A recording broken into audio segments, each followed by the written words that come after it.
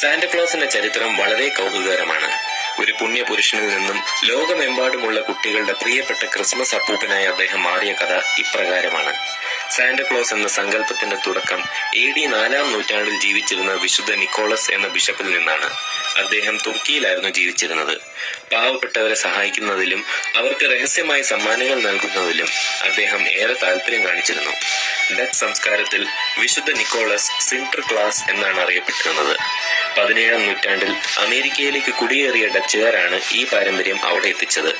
സിന്റർക്ലാസ് എന്ന പേര് ലോപിച്ചാണ് പിൻകാലത്ത് സാന്റക്ലോസ് എന്ന പേരുണ്ടായത്. പഴയ കാലത്ത് സാന്റക്ലോസ് ഒരു മെലിഞ്ഞ ബിഷപ്പിന്റെ രൂപത്തിലായിരുന്നു. എന്നാൽ ഇന്ന് നമ്മൾ കാണുന്ന രൂപത്തിലേക്ക് മാറ്റിയത് ചില കവികളും ചിത്രകാരന്മാരാണ്.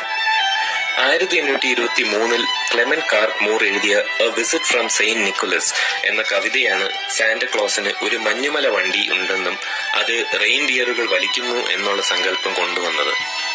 തോമസ് നാസ്റ്റ് എന്ന ചിത്രകാരനാണ് 1881 സാന്റക്ലോസിന് ചുവന്ന വസ്ത്രവും വെള്ളത്താടിയും വലിയ വയറുമുള്ള ഇന്നത്തെ രൂപം നൽകിയത്. 1930കളിൽ കൊക്കോകോള കമ്പനി തങ്ങളുടെ പരസ്യങ്ങൾക്കായി സാന്റക്ലോസിന്റെ രൂപം കൂടുതൽ മിനുക്കിയെടുത്തു. ഇതോടെയാണ് സാന്റക്ലോസ് ലോകമെമ്പാടും ഒരു ആഗോള പ്രതീകമായി മാറിയത്. അങ്ങനെ ആകാശത്ത് പറക്കുന്ന റെയിൻഡിയറുകൾ വലിക്കുന്ന മഞ്ഞുവണ്ടിയിൽ ഉത്തര ധ്രുവം, അതായത് നോർത്ത് പോളിൽ നിന്നും ക്രിസ്മസ് തലേന്ന് രാത്രി ചിമ്മിനികളിലൂടെ വീടിനുള്ളിൽ കടന്ന് കുട്ടികൾക്ക് സമ്മാനം നൽകുന്ന സ്നേഹത്തിന്റെയും ദയയുടെയും പകർന്നു നൽകലിന്റെയും പ്രതീകമായി സാന്റക്ലോസ് ഇന്നും നമ്മുടെ മനസ്സുകളിൽ ജീവിക്കുന്നു.